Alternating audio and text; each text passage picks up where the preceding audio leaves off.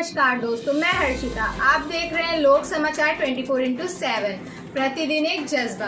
तो आइए चलते हैं आज की कुछ खास खबरों की ओर। पत्रकारों को कोरोना वॉरियर्स घोषित करने का समर्थन। पूर्व गृह राज्य मंत्री ने पत्रकार सुरक्षा कानून की वकालत की। महाराष्ट्र के पूर्व गृह मंत्री कृपा शंकर सिंह ने कहा कि पत्रकारों को कोरोना वॉरियर्स घोषित किया जाए। किसी भी इमरजेंसी की स्थिति में जान की परवाह किए बिना चौथे स्तंभ के ये पत्रकार हर जगह सबसे पहले पहुंचते हैं। इसके साथ ही उन्होंने कहा कि किसी भी समस्या का समाधान संभव है, लेकिन शर्त यह है कि गुटों में बंटकर काम करने की जगह पत्रकार से एक समन्वय समिति बनाकर अपनी बात को सरकार के सामने उठाएं। गुट बनाना मनुष्य का स्वभाव है, लेकिन जब बात बड़ी हो तो एक मंच पर आकर मांग उठाएं, समस्या का समाधान निश्चित निकलेगा। श्री आर.पी. सिंह आज राजधानी लखनऊ स्थित यूपी प्रेस क्लब में लखनऊ वर्किंग जर्नलिस्ट यूनियन द्वारा आयोजित पत्रकार सुरक्षा कानून आज के परिदृश्य में क्यों अनिवार्य विषय पर आयोजित गोष्ठी में बतौर मुख्य अतिथि पत्रकारों को संबोधित कर रहे थे। इसके पूर्व श्री सिंह को बुके, माला व शॉल उड़ाकर सम्मानित किया गया। इस अवसर पर उन्हें पत्रकार सुरक्षा कानून बनवाने के लिए प्रधानमंत्री व मुख्यमंत्री उत्तर प्रदेश को संबोधित 2 ज्ञापन भी सौंपे गए।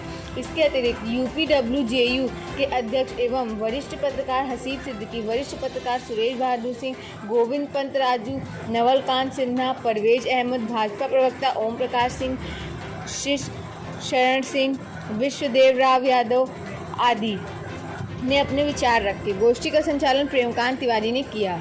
मुख्य अतिथि ने कहा कि मान्यता और गैर मान्यता पत्रकारिता का मानक नहीं है। पत्रकार की मान्यता उसकी लेखनी के जोर से ही मानी जाती है। उसी से पत्रकार को लोक और समाज में प्रतिष्ठा और नैतिक मान्यता प्राप्त होती है।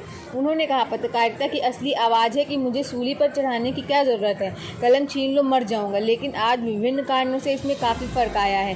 साथ ही जो फ़र्क पत्रकारिता के सिद्धांत में आया है, उतना ही फ़र्क पत्रकारिता के सम्मान और महत्व में भी आया है। इसके अलावा सादगी के साथ समाज हित में सिस्टम की खामियाँ और लोक हित में अच्छे फैसलों की खूबियाँ सामने लाने का कार्य भी पत्रकारिता का मूल कर्तव्य रहा है। इसलिए पूर्व में बहुत से पत्रकार सादगी और चुनौतीपूर्ण जीवन व्यतीत करते रहे हैं। ऐसे में यदि पत्रकारिता जैसे पेशे को लोभ और लालच का जरिया बनाया जाएगा तो फिर पत्रकारिता का अहित ही होना है। यूपी वर्किंग जर्नलिस्ट यूनियन के अध्यक्ष हसीब सिद्दीकी ने कहा कि पत्रकार सुरक्षा कानून की आज बहुत बड़ी ज़रूरत है। इस कानून में उन सभी विषयों पर प्रावधान बनाए जाने चाहिए जो पत्रकारिता की शुचिता और पत्रकार की जानमाल की सुरक्षा के साथ उसके रोजगार को भी संरक्षण प्रदान कर सकते हैं। उन्होंने कहा कि आज़ादी के समय में भी इस प्रकार की बात रखी गई थी, लेकिन तब संविधान निर्माता अम्बेडकर जी ने अभिव्यक्ति की स्वतंत्रता को ही पत्रकारिता के लिए काफ़ी बताकर इसकी आवश्यकता को नकार दिया। आज समय आ गया है कि अब कानून का रूप दिया जाए। पत्रकार गोविंद पंत राजू ने कहा कि आज की पत्रकारिता में संवाददाताओं के लिए खतरा बढ़ रहा है। इसका मुख्य कारण सामाजिक व्यवस्था में आया बदलाव है। अब माफिया भ्रष्टाचारी पत्रकार को अपना व्यक्तिगत दुश्मन मान लेते हैं। इस कारण से भी पत्रकार सुरक्षा कानून और पत्रकारिता की परिभाषा को पुनः परिभाषित किए जाने की ज़रूरत है। उन्होंने पत्रकारों की मान्यता के नियमों में भी बदलाव की आवश्यकता पर बल दिया।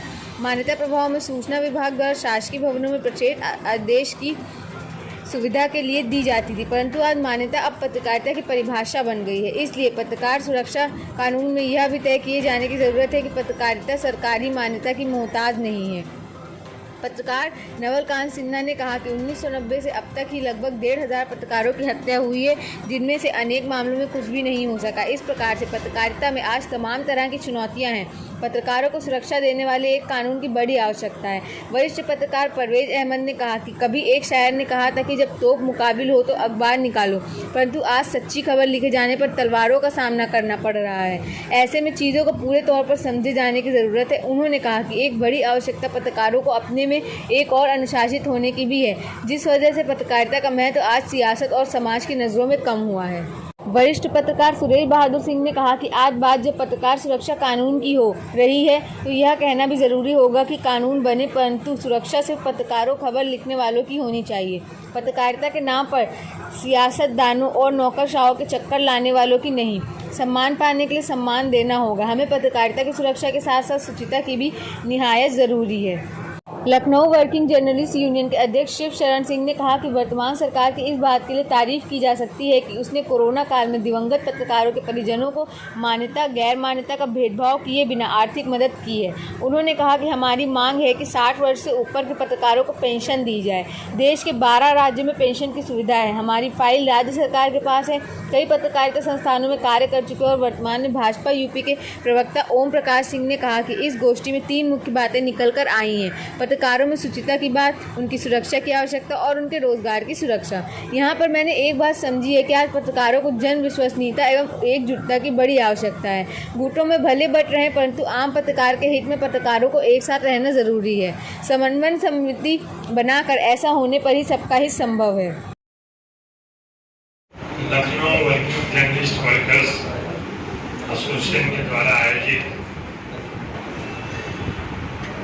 पत्रकार की सुरक्षा एक संगोष्ठी का आयोजन किया गया है।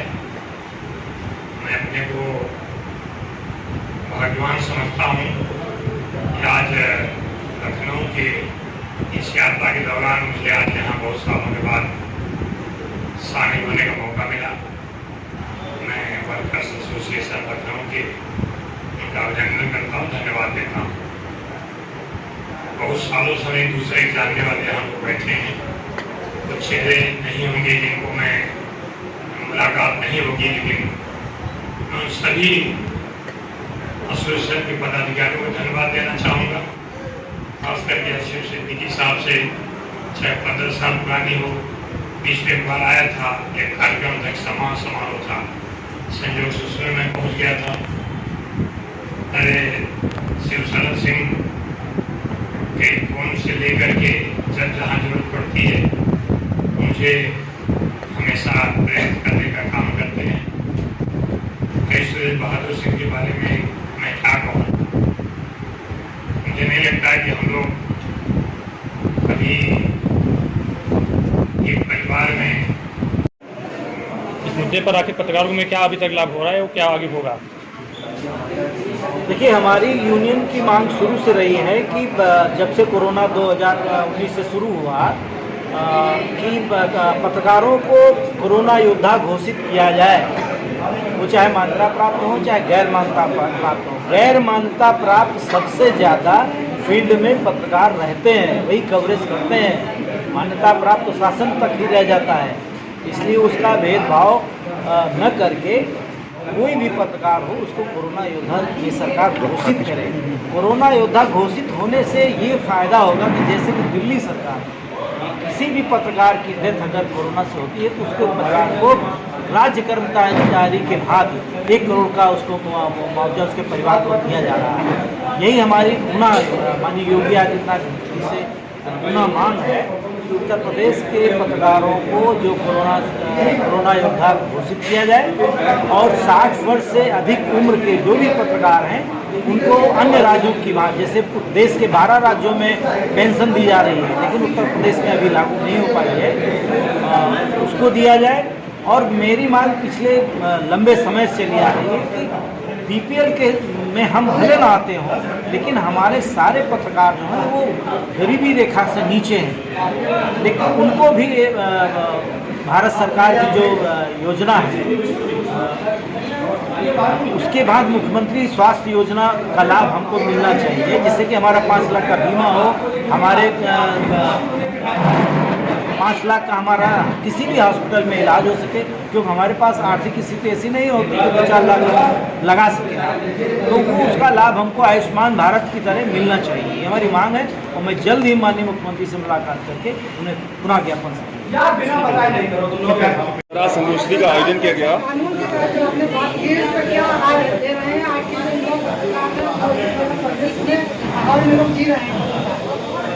पत्रकार होता है, युवा पत्रकार होते हैं, उम्र बड़ी होती है, अनुमान गलत हो सकता है, अनुभव कभी गलत नहीं होता। इसलिए अनुभवों को इकट्ठा करके जो आज जिस विषय पे हम आज यहाँ चर्चा में पार्टिसिपेट किए, मुझे लगता है कि ठीक उसी ढंग से कोरोना वॉरियर में जो बाकी कर्मी हैं, चाहे वो अपना आरोग्य से संबंधित कर्मी हो, चाहे पुलिस विभाग से हो, चाहे सफाई कर्मी हो, अन्य लोग जो भी लोग इसमें हैं, पत्रकार तो होना ही चाहिए। और जब सुना कि लगभग 50 के ऊपर 100 के आसपास कई पत्रकार बच्चे हुए, कौन उनका पीछे नहीं तो और क्यों गए? तो गए थे बताने के लिए कि गाँव की परेशानी आई है, मेडिसिन मिल नहीं रही, इसलिए गए थे ना, वहाँ कोई घूमने तो गए नहीं थे।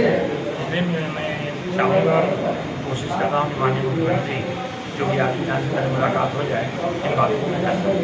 पत्रकारों के इसमें जो भी कानून आने वाला है, क्या ग्रामीण पत्रकार भी शामिल रहेंगे या पत्रकार ग्रामीण घाट कोई पत्रकार हो, चाहे इलेक्ट्रॉनिक मीडिया को, चाहे वो सोशल मीडिया को, चाहे वो मान्यता प्राप्त हो, मेरी समझ आता मान्यता प्राप्त अमान्यता प्राप्त पत्रकारों की मतलब डिवीजन क्यों? सर, फ्रीडम इंडेक्स में भारत की रैंकिंग लगातार गिरती जा रही है, तो ऐसे में सरकार को क्या कुछ प्रभावी कदम उठाने चाहिए जिससे कि पत्रकार की सुरक्षा सुनिश्चित की जा सके, सामाजिक तौर पे और आर्थिक तौर दोनों पे? अब मुझे उसके ऊपर बहुत नहीं कहना है। मैं सबसे यहाँ जितने भाजपा जी से प्रकार की सबसे जूनियर भारतीय जनता पार्टी का अभी मैं आया, इन विषयों पर चर्चा होगी, उसके लिए स्ट्रेटजी कमेटी है, इसके लिए प्रधानमंत्री मंत्रिमंडल है, यहाँ मंत्रिमंडल लोग चर्चा करेंगे। लेकिन हमेशा जो अपने पत्रकार जो है जो मान्यता प्राप्त की है, मुझे लगता है पत्रकार साथ मान्यता प्राप्त हटा ही देना चाहिए। जो योग्य है उनकी एक सूची होती है, जो पत्रकार से नाम जाने जाते हैं उनको आइडेंटिफिकेशन चाहिए, और एक ऐसी कमेटी बननी चाहिए समन्वय उनकी सरकार के और पत्रकार की, जो इन समस्याओं के साथ जोड़ के इसको जल्द से जल्द। मीडिया काउंसिल ऑफ इंडिया है, क्या मीडिया काउंसिल ऑफ इंडिया बना सकते हैं? मुझे पता नहीं, लेकिन जो भी संस्था बने उससे अगर हित होता तो बनना चाहिए। मुख्य जिस तरह से कोरोना का चल रहा है, बहुत से संगठन है, समाज सेवी संस्थाएं जो इस पर काम कर रही हैं। पत्रकार की अहम भूमिका होती है, वो अपनी जान जोखिम में डाल के हमेशा वो भी कार्य है, लेकिन जो सुविधाएं पत्रकार को मिलनी चाहिए वो टेबल पे तो अलाउंस हो जाती है, लेकिन जमीनी हकीकत है कि उन पत्रकारों को नहीं मिल पाती। इस तरह आपका क्या बातचीत है? इसीलिए मैंने कहा है कि कोरोना वॉरियर जो भी है उनके साथ पत्रकार को उसमें शामिल किया जाए, जिससे जिन परिस्थितियों में और लोगों को एक मदद मिलती है वो मदद पत्रकार को भी मिलती है।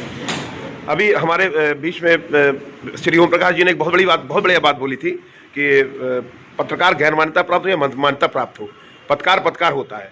तो मैं ये आपसे जानना चाहूँगा कि मैं उम्मीद भी करूँगा कि कल को हमारी सुरक्षा गैर मान्यता और मान्यता को लेकर बनेगी कि सिर्फ पत्रकार होने कारण बनेगी? सुरक्षा सबको चाहिए, चाहे वो पत्रकार हो चाहे जो भी हो, देश को सुरक्षा चाहिए, लेकिन ये पत्रकारों को जो अलग नजरिए देखा जाता है वो नहीं होना चाहिए। महाराष्ट्र के पूर्व गृह राज्य मंत्री और इस समय भारतीय जनता पार्टी के भाजपा के प्रदेश महाराष्ट्र प्रदेश के उपाध्यक्ष, हम सबके अजीत जिनके ऊपर हम सबको बड़ा स्थान है, गर्व है, आदरणीय कृपाशंकर भैया। बहुत लंबे समय से जब सन 1980 में मैं पत्रकारिता में आया तब से मैं जानता हूँ ऐसे प्रदेश अध्यक्ष आदरणीय हसीब सिद्दीकी जी। मंच पर आज से 15 साल पहले इसी प्रेस क्लब में कृपा भैया जब महाराष्ट्र के गृह मंत्री थे, एक कार्यक्रम आयोजित किया था सुरेश बहादुर सिंह ने, और मैं जैसे ही प्रेस क्लब आया कहा भैया 15 साल बाद हम लोग फिर आज प्रेस क्लब में आए हैं, उस समय आप गृह मंत्री थे तब आए थे, और 15 साल बाद जब आप प्रदेश के उपाध्यक्ष हुए हैं तब आप आज यहाँ पर प्रवेश कर रहे हैं। बड़ी अच्छी अनुभूति हुई। इस प्रेस क्लब का बड़ा पुराना इतिहास है, एक लंबा इतिहास है, एक अद्भुत इतिहास है। दूसरा बहुत अच्छे वक्ता आदरणीय परवेज जी, महामंत्री विश्वदेव। आज के मुख्य अतिथि भाई कृपाशंकर जी, शुरुआती दौर से ही हम लोग आपका नाम सुनते रहे, आपसे संपर्क भी होना, लेकिन आप एक ऐसे नेता हैं जिसकी प्रशंसा उत्तर प्रदेश के कोने में ही नहीं पूरे देश में, यहाँ से लेकर दिल्ली और आपका घर घूमा कि महाराष्ट्र है वहां तो है ही है। और जो पहले पूर्व में कहा गया कि बॉम्बे आप अगर जाइए, महाराष्ट्र जाइए तो आपको एक स्थान मिलेगा, सम्मान। कैसे प्रशंसा हम करें जब बड़े भाई सुरेश बहादुर सिंह जी हो चुके हो। हमारा तो यही है कि हमको तो आदेश का पालन करना है, और हमारी इच्छा लंबे समय से पिछले कोरोना काल के पहले की चर्चा हुई थी भाई साहब से कि कृपा भाई साहब को यहाँ हर हालत में प्रेस क्लब आना चाहिए। बहुत लंबा समय हुआ, जैसा कि आज चर्चा में हसीन सर ने कहा पिछले 15 वर्षों बाद आज प्रेस क्लब आए हैं। ये हमारा सौभाग्य है कि हम लखनऊ वर्किंग जर्नलिस्ट यूनियन की जिम्मेदारी के साथ ये एक कार्यक्रम तो सम्मानित करने का पूरा है, वो उस सम्मान वाले कार्यक्रम को इसमें जोड़ा न जाए, क्योंकि ये तो हमारा एक इसमें अपना बोनस मान के चल रहा है। ये हमारे प्रेस क्लब का सौभाग्य होगा, हो सकता है आज से उधर हो इसका, और जो इधर लंबे समय से स्थितियाँ बहुत से तूफानों के थपेड़े खाते खाते और पत्रकारों का गैर पत्रकारों का जितने भी जो भी रहा, लेकिन हम लोगों का ये है कि हमको अपने दिशा में चलना है, अपने यूनियन को लेकर चलना है, अपने उद्देश्यों को लेकर चलना है, लोगों की मदद करना, ये हमारी यूनियन की जिम्मेदारी है, हम लोग कर रहे हैं। और सबसे दुख की बात ये है कि हम इतना दुखी रहे इस कोरोना दूसरी लहर में। पिछली बार जब पहली लहर आई तो एक एक दिन में 4 पत्रकारों के हम लोगों ने यहाँ शोक सभाएं की, तो ये हसीब सर और सीनियर जर्नलिस्ट राव सर हैं या रविंद्र सिंह, सब लोगों ने अपने भाषणों में बात कही कि ये पहला अवसर है कि हम 4 साथियों की एक साथ कॉन्फ्रेंस कर रहे हैं। ऐसी ही खास खबरों को देखने के लिए सब्सक्राइब करें हमारे चैनल को।